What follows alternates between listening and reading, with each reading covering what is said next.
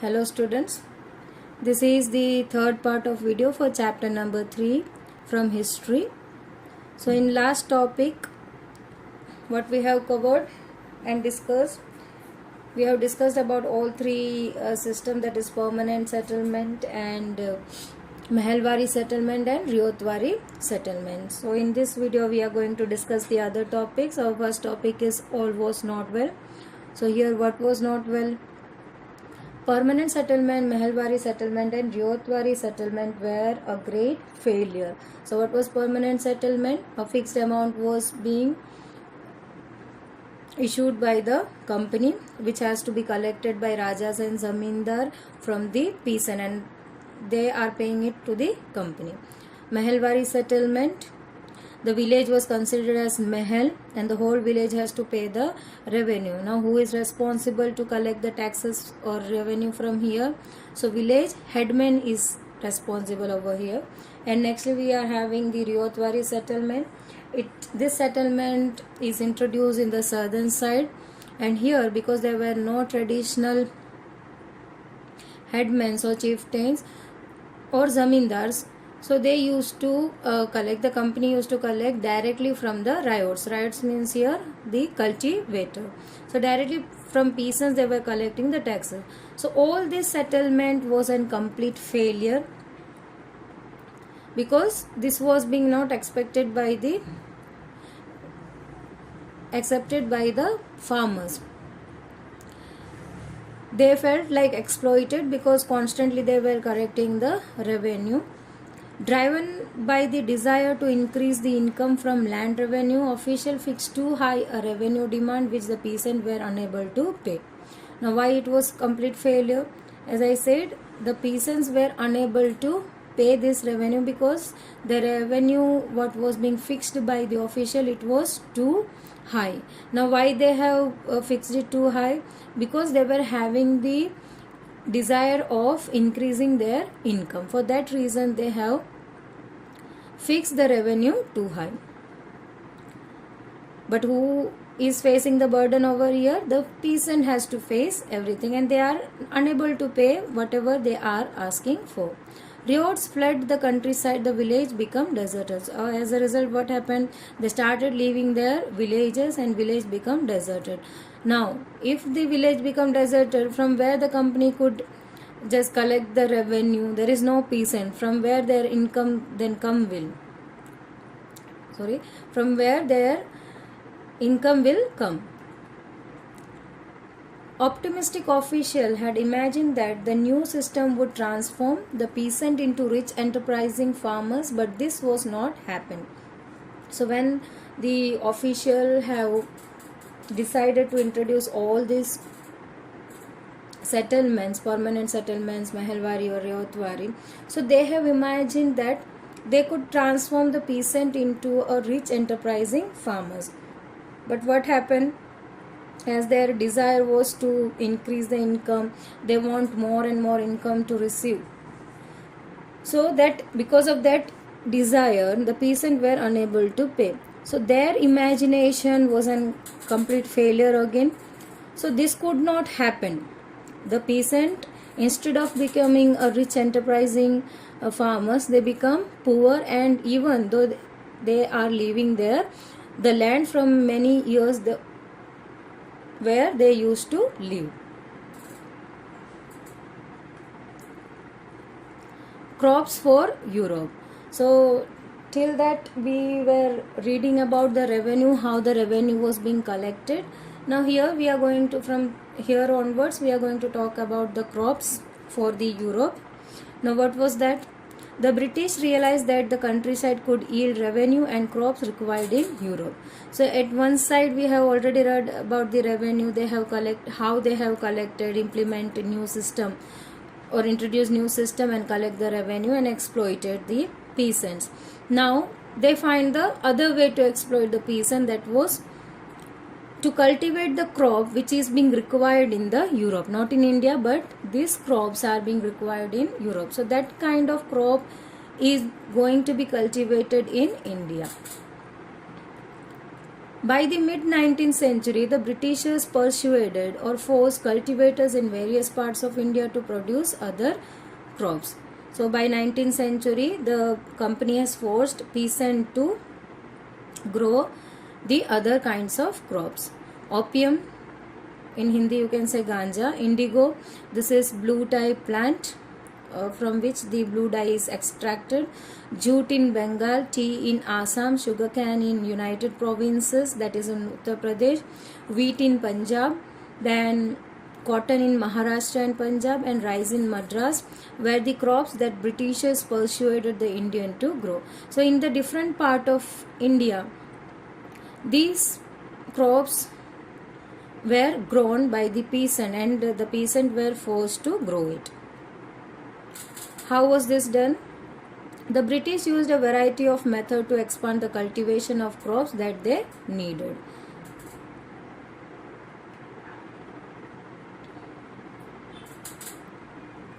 So does color have any history? That we are going to learn. Figure 5 and 6 in your textbook are the images of cotton prints, that is given in page number 30. So whenever you are just referring this video, just go through the page number 30. There you can find the two cotton prints, the images of two cotton prints. Figure 5 shows a kalamkari print created by the weavers of Andhra Pradesh in India. Figure 6, that is to the right hand side, is floral cotton print designed and produced by William Morris, a famous poet and artist of 19th century Britain. So there is one thing common in the two printers, that was both use a rich blue color. Commonly this color was called as indigo. The rich blue color was called as indigo. The blue that you see in the print was produced from a plant called indigo.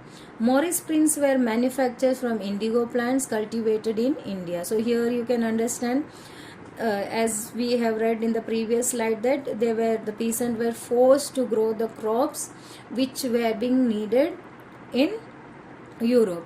So here Morris prints, basically in 19th century, has printed this cotton on the cotton prints, and the color, the indigo plant, was cultivated in India. So that color was being used to manufacture the Morris prints. Now how it happened? Because India was the biggest supplier of indigo in the world at that time. So he was able to use the indigo color or blue dye color in his prints.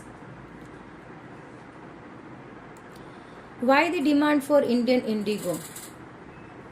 Would they have no other blue color to get prints, or why the Indian indigo was very famous?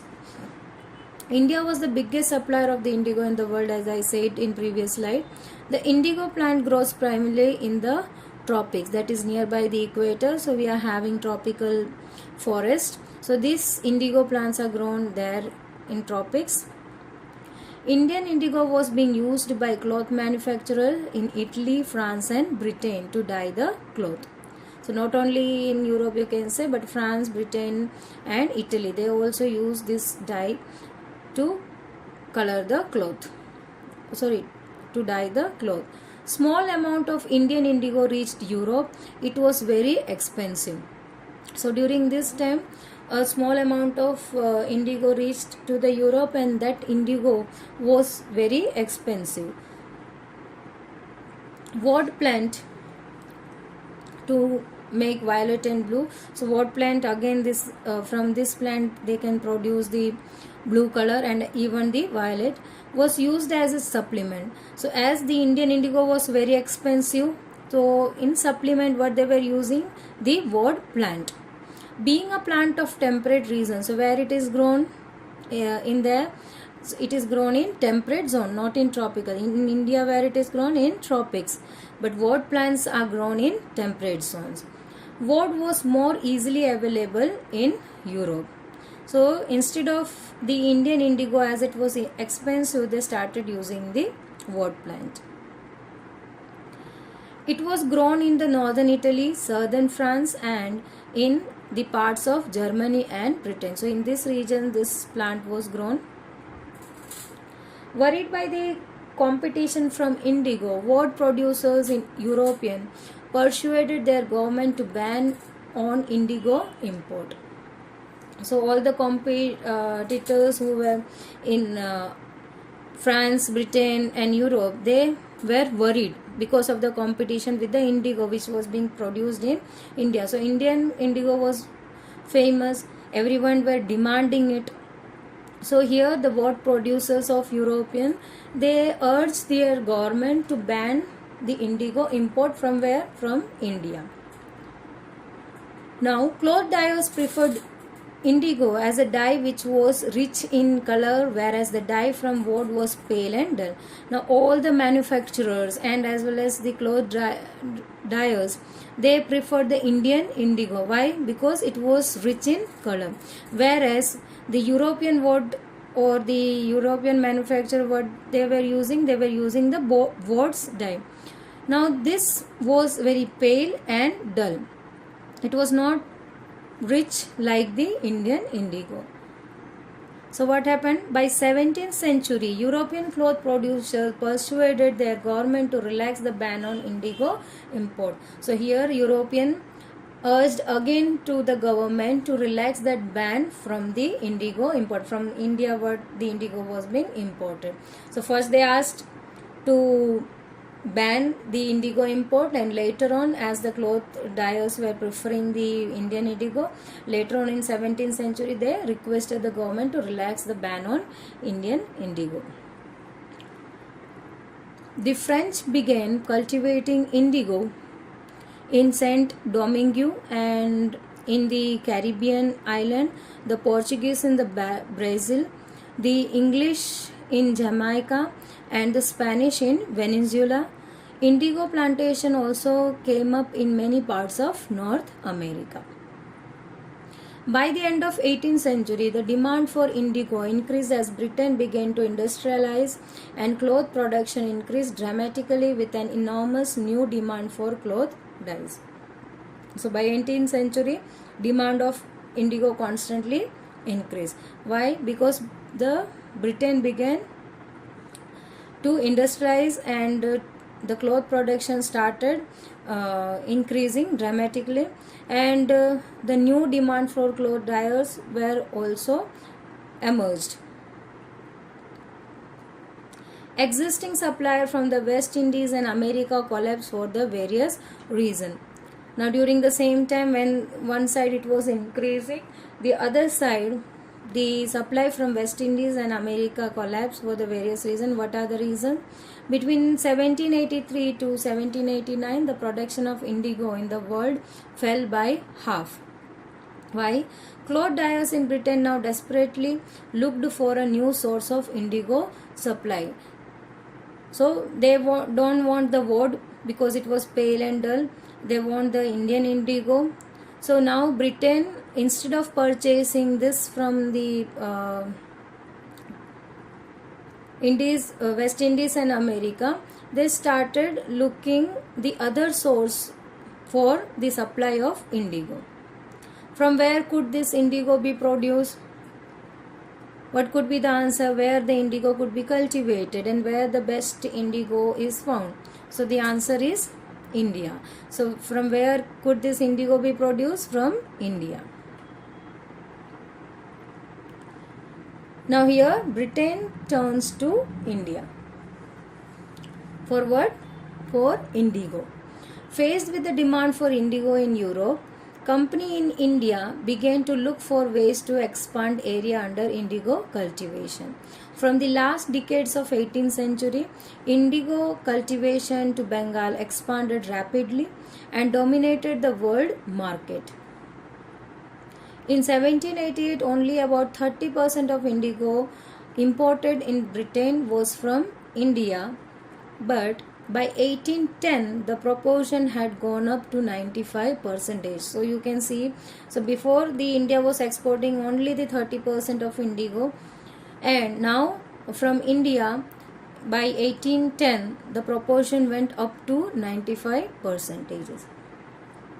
As the indigo trade grew, commercial agents and company officials began investing in indigo cultivation because they know this business was a profitable business. So all the commercial agents and company officials, they started investing in this business, or you can call it as indigo cultivation. Over the years, many company officials left their job to do this business. Attracted by the prospect of high profit, numerous Scotsmen and Englishmen came to India and become an indigo planter. So it doesn't mean they started cultivating, they become the investor. Those who had no money took loan from the company and banks. So the company was providing the money to start the loan, and as well as the bank. So here we end our topic. The other topics are in other videos. Till then, stay tuned. Thank you.